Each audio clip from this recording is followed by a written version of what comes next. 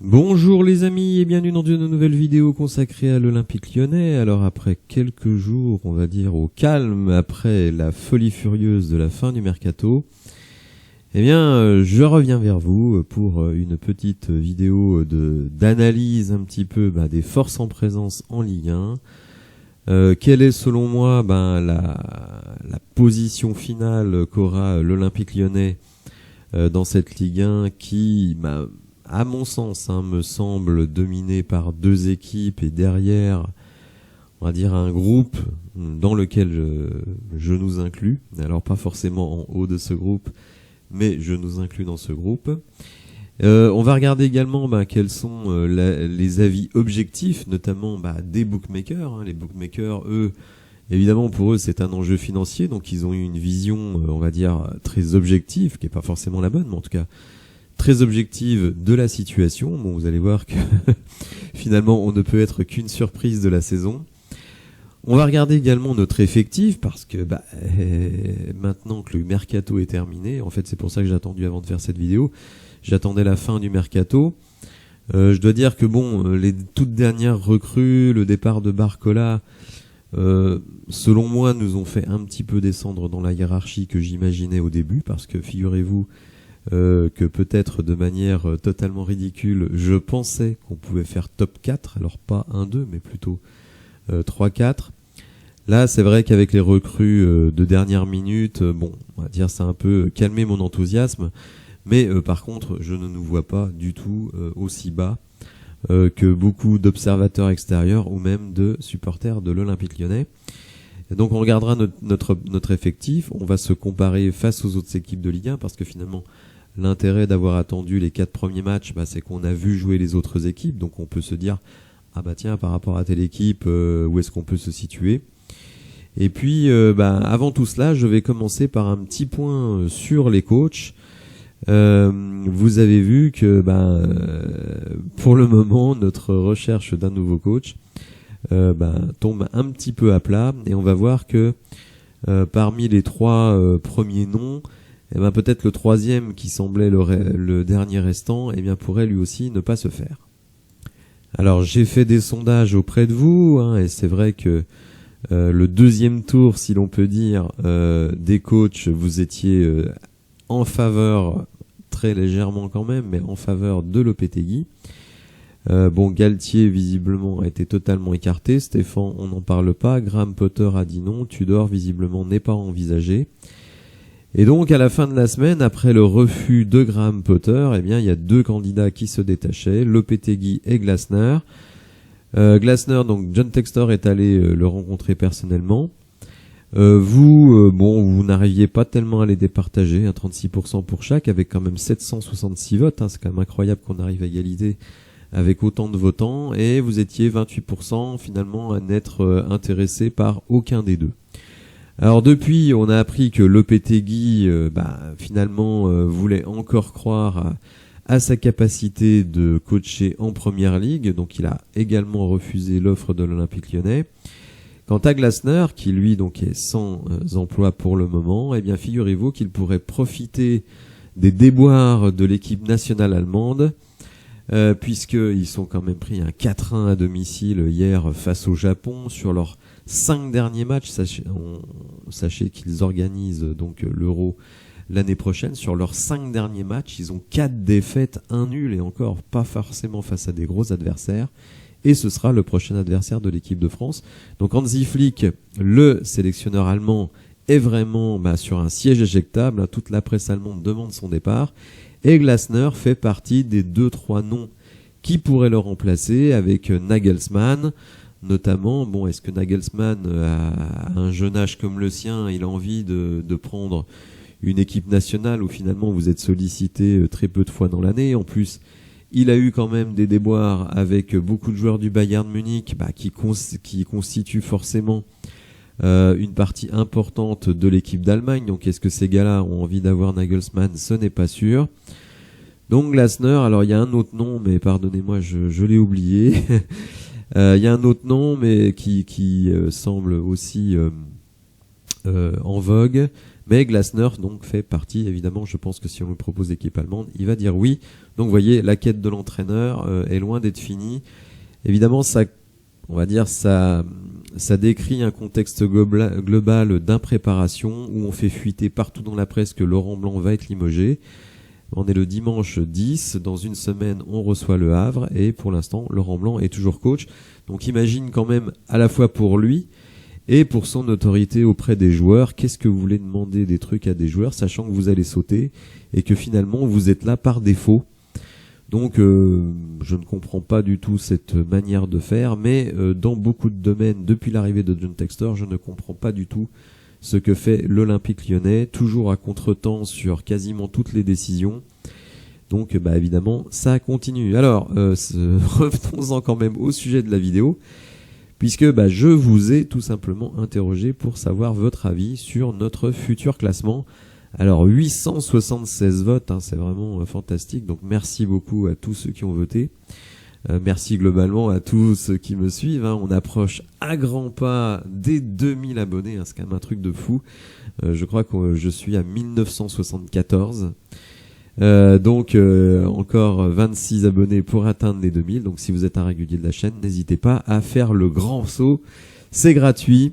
Et comme je le dis toujours, regardez les pubs si vous voulez m'aider. Si vous voulez pas faire de dons, ce que je comprends. La vie est dure pour tout le monde. Au moins, regardez les pubs. J'ai remarqué que les pubs étaient davantage regardées sur les dernières vidéos. Et je peux vous assurer que les effets ont été immédiats. Donc, merci à vous. Si vous voulez me soutenir, de regarder les publicités. Je sais que c'est chiant. Mais ça vous coûte rien. Si ce n'est parfois des pubs un peu stupides. Mais en tout cas, ça soutient la chaîne. Alors globalement, vous êtes encore 9% de très optimistes qui nous voient entre la première. Alors la première, je pense pas qu'il y en a beaucoup qui nous voient premier, mais entre la première et la 4e place, ce qui n'est pas totalement fou quand on va se comparer face aux autres équipes.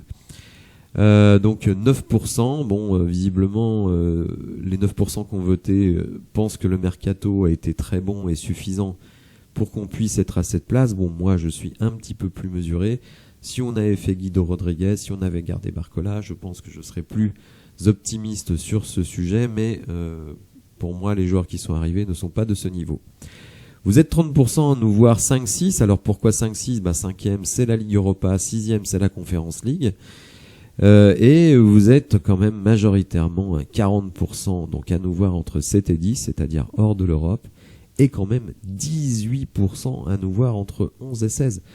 Ça veut dire, et alors je parle même pas de la relégation, vous êtes 4%. Ça veut dire que si on cumule tout, vous êtes 62%. Donc 6 sur 10, c'est quand même énorme. Pour une chaîne de supporters, à la limite, ce serait un sondage auprès des joueurs des gens qui ne soutiennent pas l'Olympique Lyonnais, on pourrait comprendre. Mais là, vous, en tant que supporter, vous êtes hyper pessimiste sur la saison.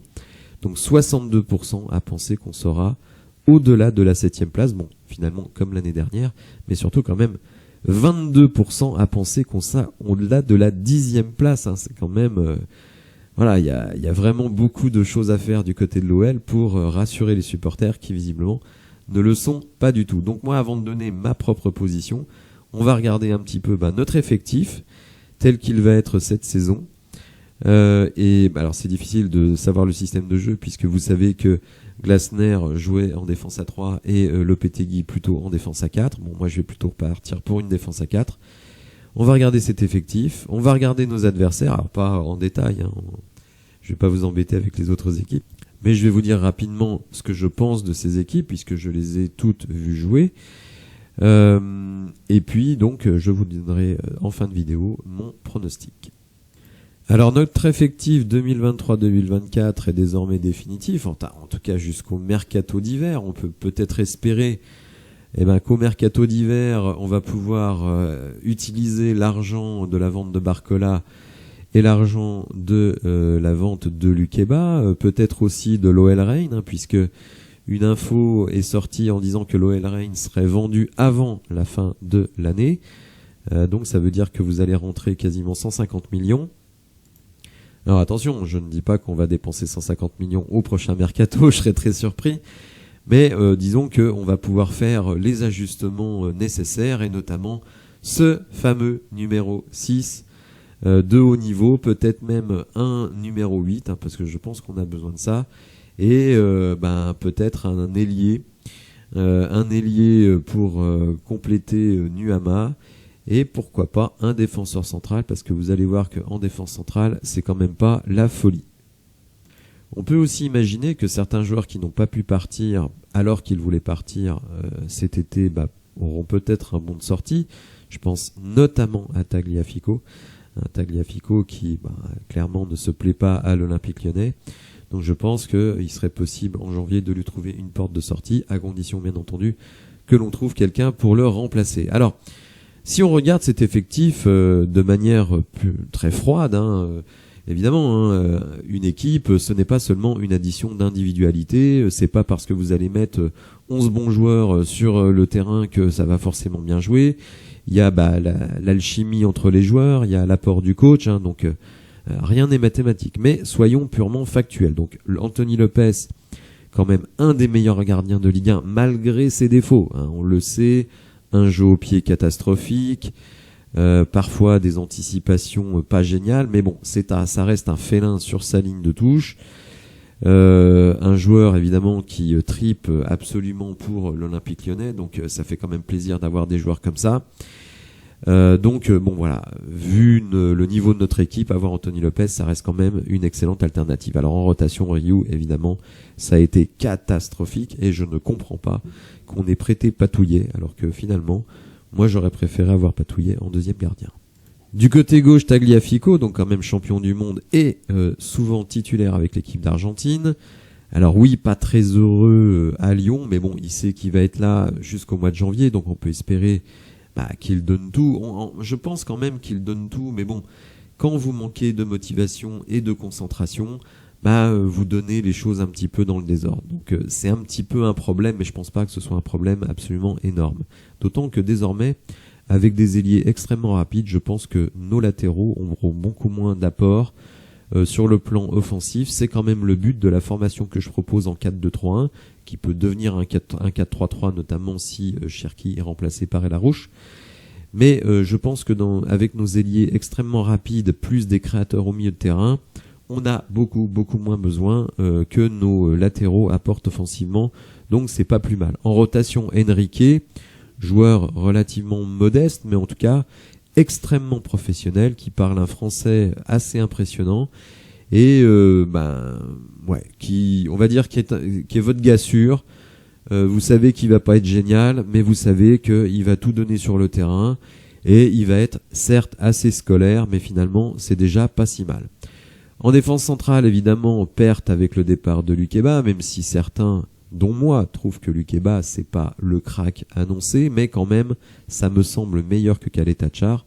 En plus, s'il était gaucher, et donc évidemment du côté gauche de la défense centrale, c'est mieux d'avoir un gaucher. En rotation, Diomandé, malheureusement Diomandé, on espérait le voir partir et Lukeba rester, ça a finalement été l'inverse. Bon, je vais pas m'acharner sur lui, c'est un joueur de rotation. Lovren, évidemment, on voit de toute façon que défensivement, il y a un Noël avec Lovren, un Noël sans Lovren. On a beaucoup parlé de Barcola et son explosion en deuxième mi-temps pour expliquer un petit peu notre troisième place, mais je pense aussi que la présence de Dejan Lovren en défense centrale a énormément aidé. En rotation, O'Brien, l'Irlandais, alors est-ce qu'on le verra jouer un jour? Je n'en suis pas sûr. Il y a un des abonnés qui est convaincu qu'O'Brien est une superstar mondiale. Je ne sais pas d'où il sort cette information, mais en tout cas il en a l'air convaincu.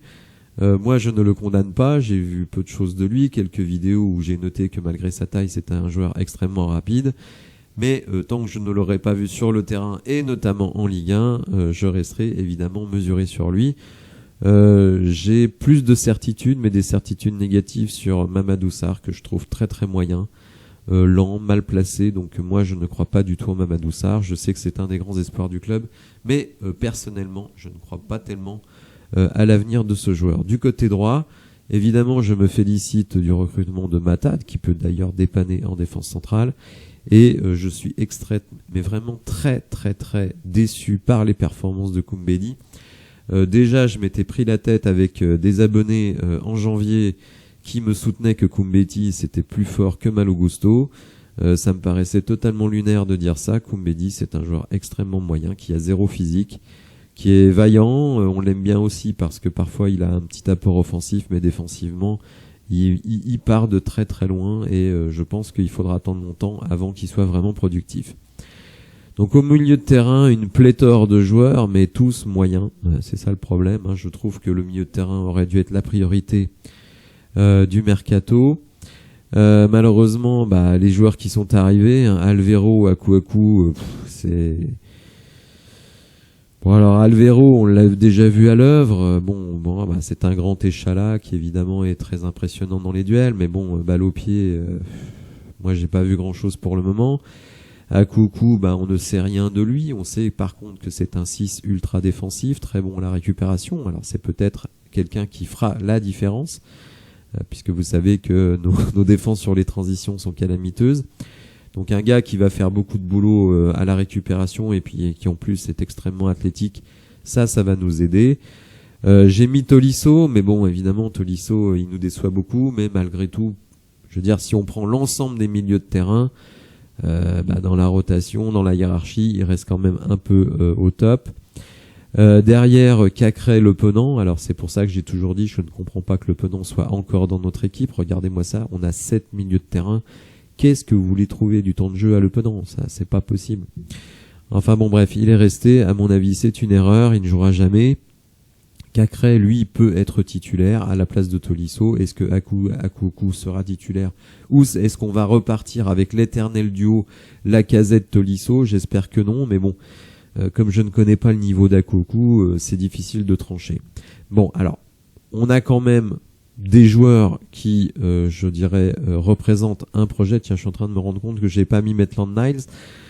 Désolé. Alors Maitland-Niles, il a la faculté justement de pouvoir dépanner en latéral droit et au milieu de terrain.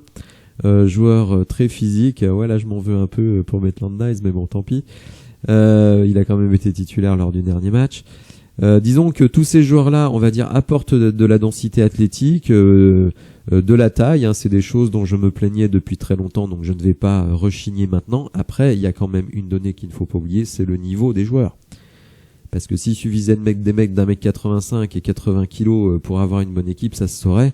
Non, on parle de foot, faut quand même des mecs qui ont des pieds. Donc là, pour Maitland-Niles, je sais pas trop, j'ai pas vu vraiment grand chose de lui. Je pense qu'il était pas du tout en condition physique. Alvero non plus, joueur de grande taille, intéressant dans les duels, mais balle au pied, on sait pas trop. Akuaku, on ne sait pas grand chose, si ce n'est que c'est une machine à récupérer. Tolisso, Cacré, Le Penant, on les connaît et malheureusement, on sait que sur des aspects différents, ils sont tous limités. Tolisso sur le plan de l'impact et sur le plan physique. Cacré sur le plan technique, alors qu'on sait qu'il est capable de le faire. Je ne comprends pas le Cacré que je vois en ce début de saison quand je le compare au Cacré de fin de saison, qui avait terminé quand même la saison en trombe sur le plan offensif. Et Le Penant, on connaît ses limites, même si il a mis un joli but avec les espoirs. Alors Cherki et Larouche. Alors Ryan Cherki, il y a une stat qui est sortie. Ryan Cherki, c'est le joueur qui a réussi le plus de dribbles en Ligue 1 sur les 4 premiers matchs, 19 dribbles. Mais comme je l'ai noté sur Twitter où j'ai fait un post sur le sujet, le dribble c'est bien, mais parfois c'est aussi contre-productif parce que si vous dribblez par définition, ça veut dire que vous avez gardé le ballon dans vos pieds et donc moi je pense que c'est une réalité que le ballon va toujours plus vite que les joueurs. Donc il vaut mieux faire une passe rapide en une touche plutôt que de faire 4 dribbles pour faire 3 mètres. Même si vous les réussissez, alors évidemment dans les petits espaces près de la surface ou dans la surface ça peut être un plus, mais il n'en demeure pas moins que cette saison Ryan Cherki c'est 0 but et 0 passe décisive. Alors certes dans une équipe malade, dans une équipe avec des failles offensives, notamment avec l'absence de Lacazette et les problèmes de Barcola. Mais moi je pense que Ryan Cherki, mais je n'ai rien contre lui, c'est surtout pas une critique vis-à-vis de Ryan Cherki, il est ce qu'il est Ryan Cherki. C'est un dribbleur, c'est un gars qui aime bien, on va dire, faire un petit peu le show, faire un peu de chichi, moi j'appelle ça du chichi, je préfère le football plus direct. On a décidé de lui confier les clés de l'attaque, ce qui à mon avis est une très très grosse erreur. Ce n'est pas de sa faute, excusez-moi pour la notification, ce n'est pas de sa faute, mais c'est comme ça. Donc il faut faire avec, mais je pense que voilà, Ryan Cherky pour moi c'est pas la solution. Et la rouge donc plutôt numéro 8, mais bon lui aussi malheureusement un gros défaut, 1m66, je sais pas 62, 63 kilos, on est en Ligue 1, vous avez des joueurs ultra athlétiques. C'est très très très difficile pour Mohamed El Arouche de s'imposer, peut-être va-t-il le faire, je lui souhaite. Dans l'aile, eh bien, on revient avec des joueurs extrêmement rapides, donc ça c'est bien. Nuama, Baldé. Alors j'ai mis Nuama à gauche tout simplement parce que j'ai l'impression que Laurent Blanc préfère jouer avec des vrais pieds. Il va perdre en termes de scoring, mais par contre, il va donner des galettes à notre ami Lacazette. Donc moi, je préfère le voir à gauche. Baldé à droite parce que je ne sais pas exactement ce que vaut Moreira. Alors oui, ok, il a été très bon avec les U19 en Ligue des Champions, enfin en Youth League, pardon. Mais je ne sais pas ce qu'il vaut, donc je préfère mettre Baldé comme titulaire. Lacazette en pointe avec en rotation Kadewere ou Baldé, si Moreira gagne sa place de titulaire. Donc si vous voulez, moi je considère que malgré toutes les failles, je trouve que le milieu est pas terrible, mais il a quand même pris en dimension physique. Donc ça pour moi c'est très très important, surtout si on pense à Maitland Niles. Quand j'ai dit qu'on avait 7 milieux, finalement on en a 8. Je trouve que la défense, alors même s'il y a une baisse de qualité avec le départ de Lukeba, malgré tout c'est quand même tous des internationaux. Des joueurs expérimentés, donc avec devant eux Akoku, Tolisso ou Cacré, franchement je trouve que c'est nettement plus solide qu'avant. Donc déjà je pense qu'on va prendre beaucoup moins de kilos de but. Tolisso, il a quand même des pieds, donc il peut servir les ailiers, il peut servir Cherki qui va servir devant. Donc moi je pense que, et d'ailleurs on l'a vu contre le PSG, Nuama qui fait des différences très très impressionnantes dans son aile. Donc moi je pense qu'il y a vraiment moyen de faire quelque chose avec cette équipe. Donc maintenant que j'ai parlé de l'équipe, je vais vous donner mon sentiment sur notre place dans la hiérarchie. Alors regardons déjà comment les bookmakers nous situent. Et donc là on est sur le site de Winamax. Donc aujourd'hui, le site évidemment se base sur les premiers matchs de la saison et sur leurs prédictions sur la saison complète. Donc vous voyez, si vous êtes très optimiste, écoutez, l'Olympique Lyonnais vainqueur du titre de Ligue 1, c'est 300 contre 1. Donc mettez votre petite pièce si vous y croyez. Donc ça veut dire quand même que dans la hiérarchie, Winamax nous voit derrière Montpellier, Lens, Nice, le Stade de Reims, le LOSC, Rennes, Monaco et l'OM, le PSG. Donc, ça veut dire que pour eux, on va finir, on va dire, 10e du championnat, devant Clermont, Metz, Nantes, tous les derniers de la classe. Donc, vous voyez que pour le moment, notre équipe est extrêmement mal considérée. Si vous avez une statistique pour l'OL top 5, une cote. Je suis preneur parce que Winamax pour le moment, en tout cas à ce jour, ne propose pas cette cote. Donc vous voyez, on nous voit 10e du championnat, très très très très loin derrière les autres. Alors moi personnellement, je vais dire ce que je pense des principales équipes qui selon moi sont nos concurrentes. Alors déjà je vous dis tout de suite, je ne nous vois pas derrière Montpellier, je ne nous vois pas derrière Lens, je ne nous vois pas derrière Nice ni Reims. Par contre, effectivement, je suis d'accord sur le fait que le PSG, évidemment, est largement favori. Deuxième, personnellement, je ne mettrais pas Marseille, parce que moi, ce que j'ai vu de Marseille depuis le début de la saison, j'ai trouvé ça nul à chier. Que ce soit en Coupe d'Europe ou en championnat, ils ont eu même des victoires miracles. Ils n'ont pas été capables de gagner face à des équipes du bas de tableau en supériorité numérique. Donc Marseille pour moi c'est pas deuxième du championnat. Par contre Monaco, effectivement, sachant qu'en plus ils vont pouvoir intégrer Balogun, moi je les vois top 3. Idem pour Rennes qui n'a pas été pour le moment encore totalement convaincant, mais ils vont récupérer un joueur que j'apprécie beaucoup, Martin Terrier. Donc moi je vois Rennes top 3 également. Alors évidemment, actuellement, on est dernier du championnat, donc ça peut paraître un peu ridicule de penser qu'on puisse être éventuellement top 4, mais moi je ne l'exclus pas totalement pour deux raisons. Bon, déjà parce que je trouve que la concurrence n'est pas terrible, même Rennes, pour moi Rennes, c'est pas si fort que ça. Je pense que on surcote le fait, on surcote beaucoup de joueurs de cette équipe. Bon, en plus, ils ont des problèmes internes. Ils ont pris Matic, bon, qui est un bon numéro 6, mais qui a 36 ans ou 37 ans. Peut-être que le système Genesio là-bas touche un petit peu à sa fin.